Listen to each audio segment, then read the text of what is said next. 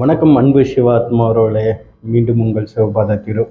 இன்றைக்கி நம்ம கோபி சிட்டி பாளையத்து பக்கத்தால் இருக்க ஒரு பழமையான சிவன் கோயிலை பற்றி தான் பார்க்க போகிறோம். நம்ம நண்பர் ஒருத்தர் சொன்னார், சார் எங்கள் ஊர் பக்கத்தால் ஒரு சிவன் கோயில் இருக்குது, வந்து பாருங்கள் அப்படின்னு சொல்லிட்டு. ஸோ நம்ம கோபி சிட்டி பாளையத்துலேருந்து கிளம்பிட்டோம். கோபி சிட்டி பாளையத்துலேருந்து செட்டி செவியூர் போகிற வழியிலேருந்து நீங்கள் நம்பியூர் போகிற ரூட் இருக்கும், அதில் ரைட் எடுத்திங்கன்னா நேராக நம்ம அந்த சிவன் கோயிலுக்கு போகலாம். அந்த பிரிவுலேருந்து கரெக்டாக 4 கிலோமீட்டர் தள்ளி பார்த்தீங்கன்னா மறுபடியும் லெஃப்ட் சைடு தோட்டத்துப்பாளையம். ஓகே, அந்த சிவன் கோயிலுக்கு தோட்டத்துப்பாளையம் அப்படின்னு சொல்லிட்டு ஒரு போர்டு இருக்கும். அந்த வில்லேஜில் இருக்க சிவன் கோயில் தான் பார்க்க போகிறோம். இது எந்த காலத்து சிவன் கோயில் அப்படிங்கிறது ரொம்ப இருக்குது. நீங்கள் இந்த கோயில் நிலைமையை பார்த்தீங்கன்னாவே கண்ணில் தண்ணி வந்துடும். அந்த அளவுக்கு இந்த சிவன் கோயில் அவ்வளோ மோசமாக இருக்குது. ஸோ வாங்க அன்பு சிவாத்மா அவர்களே பார்க்கலாம். நம்ம முடிஞ்ச அளவு இந்த கோயிலுக்கு ஏதோ ஒன்று செஞ்சால் நல்லாயிருக்கும்.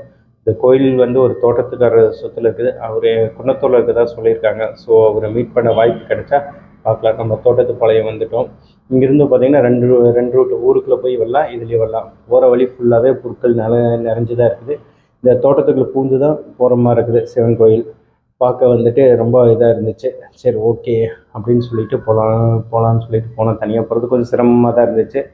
ஸோ நம்ம போய்க்கலாம் அப்படின்னு சொல்லிட்டு கிளம்பியாச்சு. ஸோ அப்புறம் பார்த்தோன்னே கண்ணில் தண்ணி வந்துடுச்சு. ஏன்னா பயங்கர இதாக இருந்துச்சு. பார்த்திங்கன்னா காட்டுக்குள்ளே ரொம்ப அடர்த்தியான புல்கள் முளைச்சி ரொம்ப கோயில் பார்க்கவே கண்ணில் தண்ணி வர நிலைமையில் இருந்துச்சு. பார்த்திங்கன்னா இந்த வழியாக தான் நம்ம வர வேணும். இந்த ஊருடைய எண்டிலேருந்து வந்தால் இது பாதையே கிடையாது. இந்த பாதையை ஃபுல்லாக புற்கள் முளைச்சிருச்சு. ஸோ இந்த வழியாக வந்தால் நமக்கு அந்த சிவன் கோயில் இருக்குது. ரொம்ப கஷ்டமாக இருந்துச்சு இந்த சிவன் கோயிலை பார்க்கும்போது. இவ்வளவு இந்த கோயில் யார் கட்டியிருக்காங்க அப்படின்னு சொல்லி பார்க்கலான்னு சொல்லிட்டு நம்ம என்னாச்சு இந்த சுற்றி பார்க்கலாம்னு சொல்லி கல்வெட்டு என்னாச்சு இருக்குதான்னு பார்த்தோம். பட்டு நம்ம நேரம் கல்வெட்டு எதுவும் கிடைக்கல. பட் நம்ம தமிழர்கள் கண்டிப்பாக எங்கேயாச்சும் ஒரு குழு கொடுத்துருப்பாங்க, யாருடைய மன்னர் ஆட்சி காலத்தில் இது கட்டியிருப்பாங்க அப்படின்னு சொல்லி காட்டுற மாதிரி தான். ஸோ நம்ம இந்த ஏரியா ஃபுல்லாக சுற்றி பார்க்கலாம் அப்படின்னு சொல்லி அப்படியே சுற்றி பார்த்தோம்.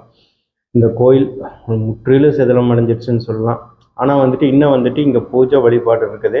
பட்டு அந்தளவுக்கு பெருசாக இல்லை. அங்கே இருக்க உள்ளூரில் ஒரு பெரியவர் மட்டும் நடத்தியிருப்பார் போல இருக்குது. அந்த டைமில் மட்டும் பூஜை பண்ணிட்டு போகிறாங்க. கோயில் கருவறையெல்லாம் நீட்டாக வச்சுருக்காங்க, சாமி கும்பிட்ருக்காங்க, எல்லாமே நீட்டாக இருக்குது. சிவனை பார்க்கலாம், தரிசிக்கலாம், அந்த அளவுக்கு இருக்குது. நல்ல வைப்ரேஷன் இருந்துச்சு.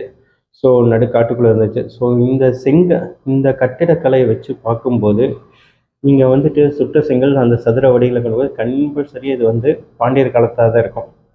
ஸோ இது ஒரு எவிடன்ஸாக இருக்குது. ஏன்னா சுண்ணாம்பு கலவை ப்ளஸ்